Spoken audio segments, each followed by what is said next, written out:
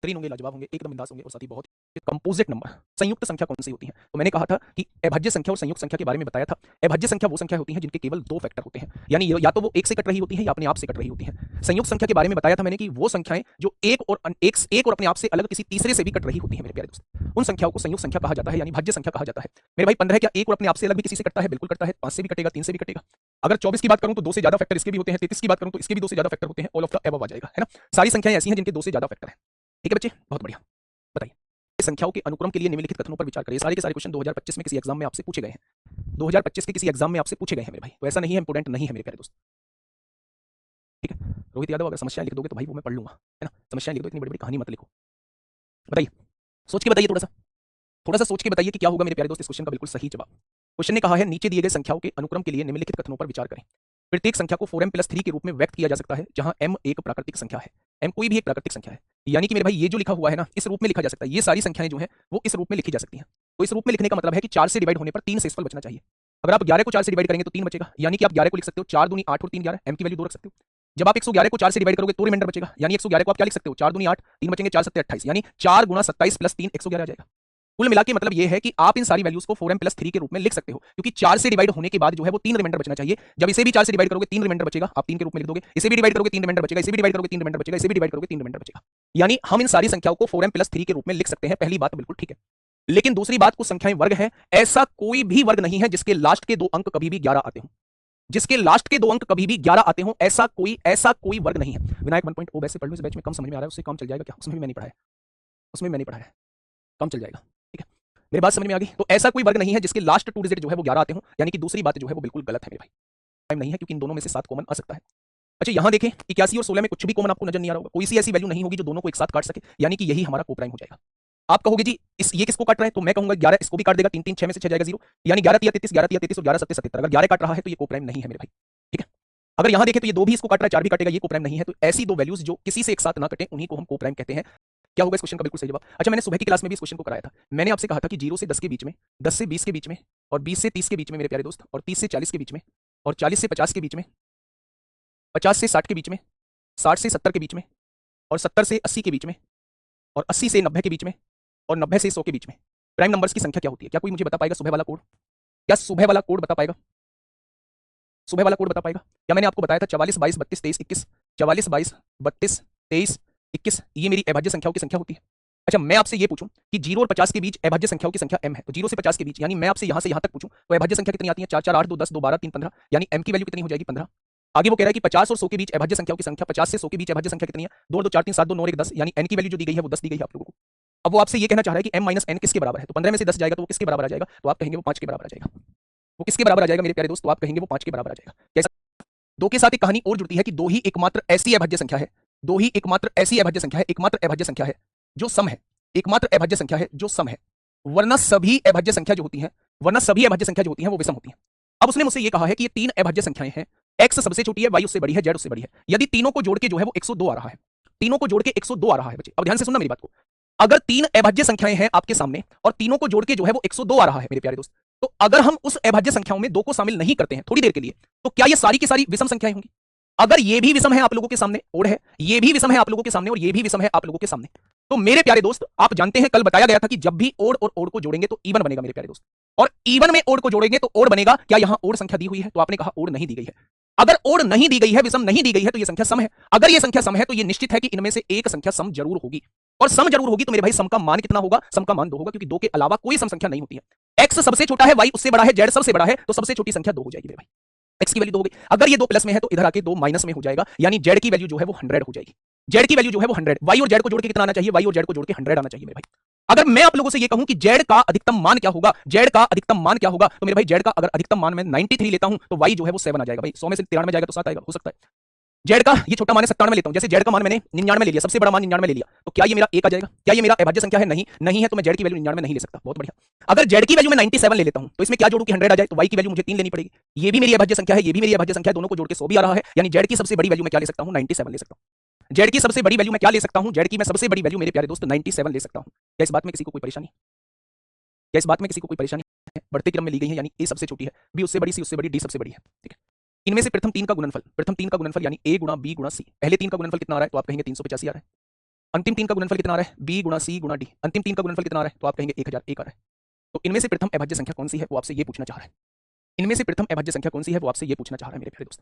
समझिएगा, जब भी मेरे प्यारे दोस्त आपके सामने ऐसा क्वेश्चन आए कि प्रथम तीन का गुणनफल 385 है, अंतिम तीन का गुणनफल इतना दिया हुआ है, तो आप हमेशा इसको डिवाइड करना, यहाँ डिवाइड कर देना।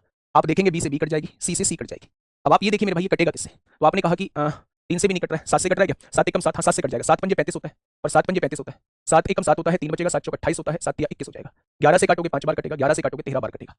यानी कि मेरे प्यारे दोस्तों पहली संख्या क्या आ चुकी है, पहली संख्या 5 आ चुकी है, आखिरी संख्या क्या है, 13 आ चुकी है। अब ये बढ़ते क्रम में थी, 5 से बड़ी कौन सी है आपकी अभाज्य संख्या 7 है, 7 से बड़ी कौन सी है 11 है। तो ये वो चार संख्याएं हैं जिनके बारे में बात हो रही है। अब क्वेश्चन ने कहा इनमें से प्रथम अभाज्य संख्या कौन सी है, तो प्रथम अभाज्य संख्या मेरी 5 है। प्रथम अभाज्य संख्या कौन सी है, तो प्रथम अभाज्य संख्या मेरी प्यारे दोस्त क्या है, 5। फेस वैल्यू को हिंदी में कहा जाता है अंकित मान। फेस वैल्यू को हिंदी में कहा जाता है अंकित मान, और प्लेस वैल्यू को हिंदी में कहा जाता है मेरे प्यारे दोस्त स्थानीय मान। प्लेस वैल्यू को कहा जाता है स्थानीय मान। दो तरीके के इसमें क्वेश्चन बनते हैं, एक तो डेसिमल वाले और एक सीधे सीधे इंटीजर वाले मेरे प्यारे दोस्त। थोड़ा सा वैल्यू पूछता हूं, अगर मैं 5 की फेस वैल्यू पूछता हूं तो 5 की फेस वैल्यू 5 होती है, 3 की फेस वैल्यू 3 होती है, 4 की फेस वैल्यू 4 होती है, 8 की फेस वैल्यू 8 होती है, 9 की फेस वैल्यू 9 होती है। यानी कि मेरे प्यारे दोस्त फेस वैल्यू कभी भी आप लोगों की नहीं बदलती। क्लासिफिकेशन रह गया है सर बेटा, वो क्लासिफिकेशन स्थानीय मान क्या हो जाएगा, 50,000 हो जाएगा। अगर मैं आपसे 3 का स्थानीय मान पूछूं तो 3 को ऐसे ही लिख दीजिए, 3 के आगे 3 अंक है, 3 जीरो लगा दीजिए। अगर मैं 4 का स्थानीय मान पूछूं तो 4 को ऐसे लिख दीजिए, 4 के आगे 2 अंक है, 2 जीरो लगा दीजिए। अगर मैं 8 का स्थानीय मान पूछूं तो 8 लिख दीजिए, 8 के आगे 1 अंक है, 1 जीरो लगा दीजिए। और यूनिट डिजिट का स्थानीय मान और जातीय मान सेम होता है। ये जो यूनिट डिजिट है ना, ये जो इकाई का अंक है, इसका स्थानीय मान और जातीय मान जो रहता है वो सेम रहता है, इसलिए नो का स्थानीय मान भी नो रहेगा, नो का जातीय मान भी नो रहेगा। अगर डेसिमल वैल्यू आ गई तो फिर कैसे करेंगे, फिर कैसे करेंगे मेरे प्यारे दोस्त समझिए। मैंने आपके सामने एक संख्या लिखी, मैंने आपसे कहा 41387956। मैंने ये संख्या आपके सामने लिख दी और मैंने आपसे कहा कि भैया जी यहाँ डेसिमल लगा हुआ है, यहाँ डेसिमल लगा हुआ है। अगर डेसिमल के लेफ्ट हैंड साइड वाली, देखिए जातीय मान में तो कोई दिक्कत आएगी ही नहीं, जातीय मान तो किसी का भी पूछ ले वही उसका जातीय मान होता है। अगर 4 का जातीय मान पूछा जाए तो जातीय मान 4 ही रहेगा, 1 का 1, 3 का 3, 8 का 8, 7 का 7, 9 5 6 का 9 5 6 रहेगा। ठीक है, तो जातीय मान तो हमें पढ़ने की आवश्यकता नहीं है, जातीय मान में तो केवल मूर्ख बनाने का काम किया है। लेकिन जब मेरे प्यारे दोस्त अगर आपके सामने कोई डेसिमल में वैल्यू आ जाए और आपसे पूछा जाए स्थानीय मान क्या होगा, तो हमें ये देखना है कि स्थानीय मान जो पूछा जा रहा है वो कौन सी वाली डिजिट का पूछा जा रहा है।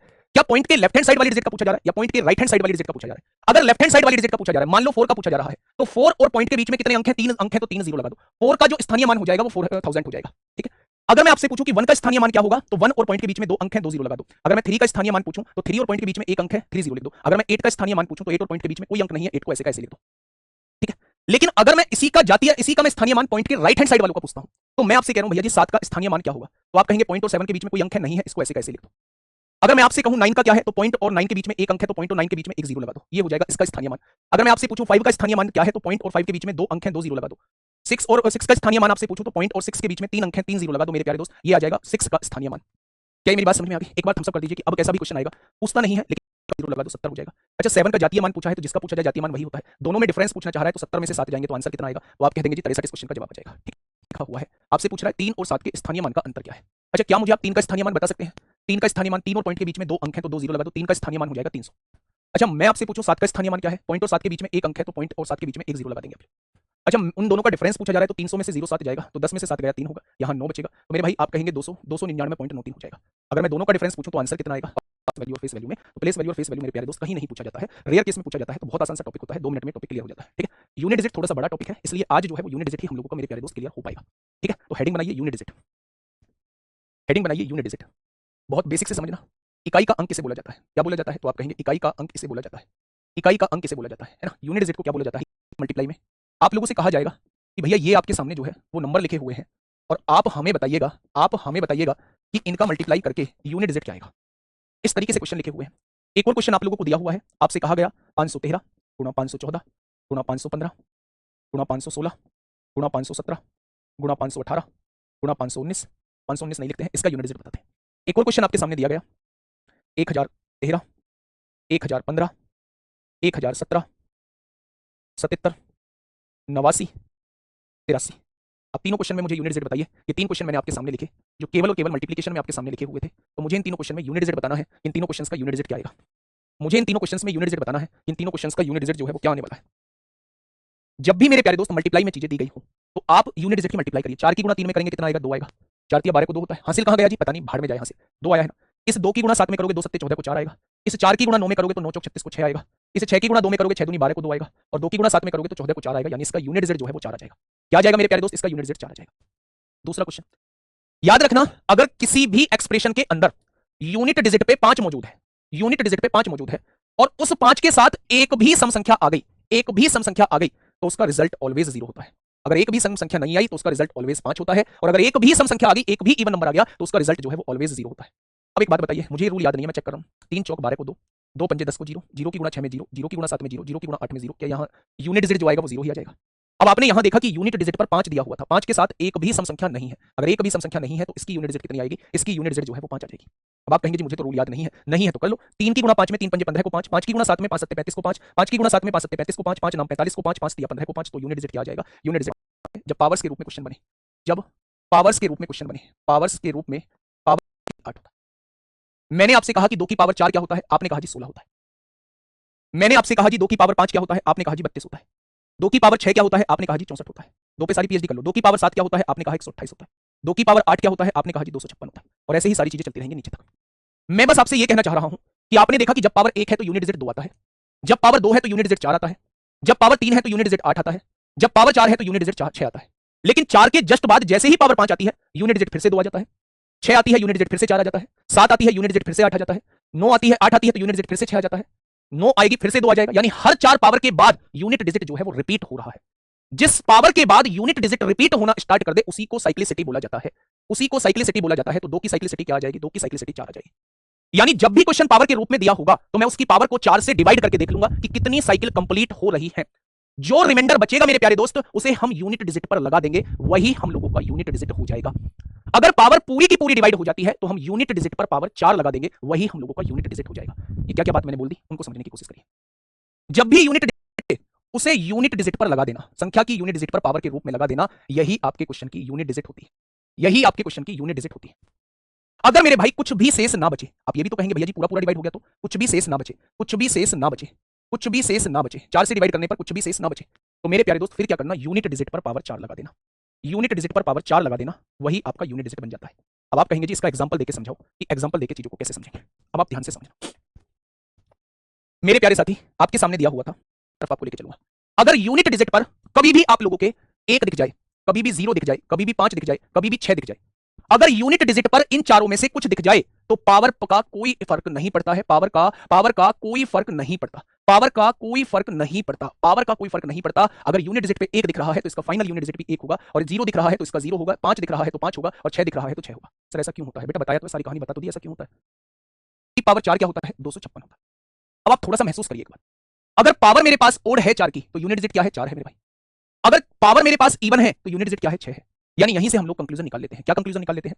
कंक्लूजन ये निकाल लेते हैं कि अगर 4 की पावर कुछ भी सम है तो यूनिट डिजिट हम लोगों का 6 आएगा, और 4 की पावर विषम है तो यूनिट डिजिट हम लोगों का 4 आएगा। ये चीज आप लोग यहां से याद रखिए। क्या ये रूल से नहीं होगा? भैया मैंने कहा ना ये वाला रूल तो सदाबहार रूल है, ये तो हर किसी नंबर पे लग जाएगा। लेकिन अगर ये चीजें याद रहेंगी ना, 1 5 6 0 का यूनिट डिजिट कभी भी नहीं बदलता, या फिर 4 के केस में हम पावर को देख के पहचान कर सकते हैं कि क्या यूनिट डिजिट आएगा, तो क्वेश्चन बहुत जल्दी बन जाएगा। जैसे मेरे प्यारे दोस्त 4 का नियम हम लोगों ने पढ़ा है, ठीक हम वैसे ही 9 का नियम पढ़ रहे होते हैं।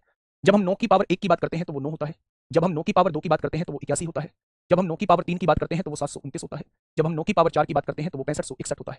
यहां से आप क्या समझे मेरे प्यारे दोस्तों? सर पूरा करने पर यूनिट डिजिट में 4 की ही पावर क्यों लगाते हैं, ये पूछ रहे हैं सर। 0 पावर लगाएंगे, 0 पावर लगाएंगे तो किसी की भी पावर 0 होती है तो 1 आता है, उस केस में तो 1 ही आ जाएगा। अगर मैं कह रहा हूं किसी संख्या को 4 से डिवाइड करो, वो पूरी पूरी कट रही है, 9 आएगा। यहां विषम है, यहां विषम है, आंसर पीछे 9 आ रहा है। 9 की पावर सम होगी तो आंसर 1 आएगा, यहां सम है, यहां सम है, आंसर कितना आ रहा है? 1 आ रहा है। रूल पढ़ के आए हैं, आप पढ़ के आए हैं 1 5 6 0 में पावर का कोई फर्क नहीं पड़ता। यहाँ 1 है, इसका यूनिट डिजिट 1 रहेगा, बीच में मल्टीप्लाई है। यहाँ 4 है, 4 का नहीं। 6 का रूल हम पढ़ के आए हैं, 6 के केस में पावर का कोई फर्क नहीं पड़ता, 6 का 6 रहेगा। 4 के केस में हमने पढ़ा है, पावर को देख लेते हैं। अगर 4 के केस में मेरे प्यारे दोस्त, 4 के केस में अगर पावर सम है तो आंसर 6 आएगा, 4 के केस में पावर विषम है तो आंसर 4 आएगा। यहाँ 4 की पावर कैसी है? विषम है, 2 से नहीं कटती है। अब जब विषम होती है तो यूनिट डिजिट 4 आता है। अब जब आप तीनों की गुणा करोगे तो 6 चौक 24 एकम 24, 24 में यूनिट डिजिट क्या आ जाएगा? कितने बच्चों का जवाब पहले का 4 है? कितने बच्चों का जवाब पहले का 4 है? तो आप कहेंगे जी हमारा 4 है, तो पहले का जवाब जिसका भी 4 है वो राइट मार दीजिए कि आपका पहला क्वेश्चन जो है वो बिल्कुल। 1 की पावर कुछ भी हो 1 ही रहता है। 2 के केस में हम पावर को 4 से डिवाइड करते हैं, 4 दही 40 हो जाएगा, 3 बचेगा। 2 की पावर 3 लिखेंगे तो 2 की पावर 3 8 हो जाएगा। 3 के केस में पावर को 4 से डिवाइड करते हैं, कर दिया 4 से। 4 का डिविजिबिलिटी रूल ये कहता है कि बस बाद के 2 अंकों को देख लो, बाकी को देखने की आवश्यकता नहीं है। जब 44 को 4 से डिवाइड किया तो पूरा पूरा कट गया, और जब पूरा पूरा कट जाता है तो यूनिट डिजिट पर पावर 4 लगा देते हैं। 3 की पावर 4 81 होता है, 3 3 9 27 81, 81 को यूनिट डिजिट 1 आ जाएगा। 8 और 1 9 और 1 10, क्या यूनिट डिजिट जो है वो 0 निकल के आएगा? क्या यूनिट डिजिट जो है वो 0 निकल के आएगा? जिसका अगर मैं आप लोगों से ये कहूं 8 की पावर 4 का मतलब क्या होता है? 8 की पावर 4 का मतलब होता है 8 की गुणा 4 बार करना। अब देखिए 8 8 64 को 4, 4 8 32 को 2, 2 8 16 को 6, क्या इसका यूनिट डिजिट 6 आ जाएगा? जिन बच्चों का थर्ड का यूनिट डिजिट 6 आया है वो बिल्कुल सही जवाब है, वो बिल्कुल सही जवाब है मेरे प्यारे दोस्त। पहले का जवाब 4 होगा, दूसरे का जवाब 0 होगा। पावर देख लेंगे, अगर पावर सम है तो यूनिट डिजिट 6 आता है, सोचने की जरूरत नहीं है। अगर पावर विषम है तो यूनिट डिजिट 4 आता है। 9 के केस में पावर देख लेंगे, अगर पावर विषम है तो यूनिट डिजिट 9 आता है, और अगर पावर सम है तो यूनिट डिजिट 1 आता है। ठीक है, क्या ये उस 4 वाले कॉन्सेप्ट से नहीं होंगे, 4 से डिवाइड वाले कॉन्सेप्ट से? उससे भी हो जाएंगे बच्चे। 4 से डिवाइड करेंगे, 4 एकम 4, 4 एकम 4 2 बचेगा, 4 की पावर 2 16 होता है, 16 को 6 आएगा। जब मैं 4 से डिवाइड करूंगा इसको, 4 7 28 1 बचेगा, 9 की पावर 1 9 आ जाएगा। तो 4 वाला रूल तो हर जगह लग जाएगा, हर जगह लग जाएगा। लेकिन उनका स्पेशल देखते ही हम लोगों का आंसर आ गया। ठीक है, 6 और 9 आ गया। मैंने यहां देखा भैया, ये तीनों क्वेश्चन बढ़िया। पहले इसका जाइए, 3 के केस में पावर को 4 से डिवाइड किया, 4 पंजे 20, 1 बचेगा, 3 की पावर 1 लगा दीजिए, आंसर क्या आएगा? 3 आ जाएगा। अब ये 2 क्वेश्चन बचते हैं जो मेरे प्यारे दोस्त थोड़ा सा हम लोगों को बेचैन करेंगे। तुमसे बेचैन होकर मैं मिली, पता नहीं कैसे गाना है, इतना बेचैन होकर तुमसे मिली, क्या पता क्या है, मतलब कुछ भी, कहीं की ईंट कहीं करोड़ा, कहीं कुछ भी जोड़ा जा रहा है। आइए यहाँ, ये मेरे भाई, हमारा काम गाना गाने का नहीं है। यहाँ सुनिए ध्यान से मेरे प्यारे दोस्त, यहाँ 7 है, पावर को 4 से डिवाइड करो, 4 तिया 12, 2 बचेगा, 7 की पावर 2 49, 49 को 9 आ जाएगा, मल्टीप्लाई। पावर को 4 से डिवाइड करो, 4 7 28, 1 बचेगा, 8 की पावर 1 8 आ जाएगा, और 9 72 को 2, क्या यूनिट Z 2 आ जाएगा। कितने बच्चों का जवाब 2 आया है? कितने बच्चों का जवाब 2 आया है? तो आपने कहा जी हम सबका जवाब 2 आ गया। बहुत बढ़िया। अब सवाल उठता है इस वाले क्वेश्चन पे, सवाल उठता है इस वाले क्वेश्चन पे, इसको थोड़ा सा हम लोग शानदार तरीके से समझने की कोशिश करते हैं। 533 की पावर 80 है और यहाँ 22 की पावर 43 लिखा हुआ है। 533 की पावर 80 है और यहाँ जो है वो 22 की पावर 43 आपके सामने लिखा हुआ है। क्या कह रहा है भाई क्वेश्चन, समझिए मेरे प्यारे साथी। अगर मैं आपसे ये कहूं कि पावर को 4 से डिवाइड किया, पावर को 4 से डिवाइड किया, पूरा कट गया, पूरा कट गया, तो 3 की पावर 4 हो गया, पूरा कट गया तो 3 की पावर 4 हो गया। जब मैंने यहाँ पावर को 4 से डिवाइड किया तो 4 ढाई 40, 3 बचेगा, 2 की पावर 3 हो गया, 3 की पावर 4 81, 1 होता है, 2 की पावर 3 8 होता है। कितने बच्चों ने इसका जवाब -7 बताया है? कितने बच्चों ने इसका जवाब जो है वो -7 बताया है बच्चे? एक बार मुझे बताइए, क्या आपने कभी कोई संख्या लिखी देखी है? 413 लास्ट डिजिट जो है वो -7 है, क्या आपने कभी ऐसी संख्या लिखी देखी है? क्या बीच में कभी माइनस आएगा? बीच में कभी माइनस आएगा? नहीं आएगा ना। जब भी ऐसी होती है तो हम बराबर वाले से यहाँ हासिल लेते हैं 1। अगर हमने बराबर वाले से हासिल लिया होगा, यहाँ 11 बन गया होगा, और 11 में से 8 जाएंगे तो -7 नहीं होगा, 11 में से 8 जाएंगे तो इसका आंसर 3 हो जाएगा। इसका आंसर कितना हो जाएगा? 3 हो जाएगा मेरे भाई। क्या ये बात समझ में आई? तो आप कह देंगे जी ये बात समझ में आ चुकी। क्रम गुणित जिसे बोला जाता है, फैक्टोरियल क्रम गुणित जिसे बोला जाता है, फैक्टोरियल वालों में यूनिट Z कैसे निकलते हैं? बच्चा ध्यान से सुनना, बहुत मजे की बात बताऊंगा। क्रम गुणित में कैसे फैक्टोरियल वाले क्वेश्चन बन रहे हैं। अगर कोई आपसे 4 फैक्टोरियल की वैल्यू पूछे तो आप बता देना कि वो 24 होती है, ठीक है। अगर मैं आपसे पूछूं 5 फैक्टोरियल क्या होता है, तो आप कहना 5 × 4 × 3 × 2 × 1। 5 फैक्टोरियल का मतलब 120 होता है। 3 फैक्टोरियल का मतलब क्या होता है, तो आप कहेंगे 3 × 2 × 1, ये 3 दूनी 6 होता है। 2 फैक्टोरियल का मतलब होता है 2 एकम 2, और 1 फैक्टोरियल का मतलब होता है 1। 1 फैक्टोरियल का मतलब होता है 1, ठीक है।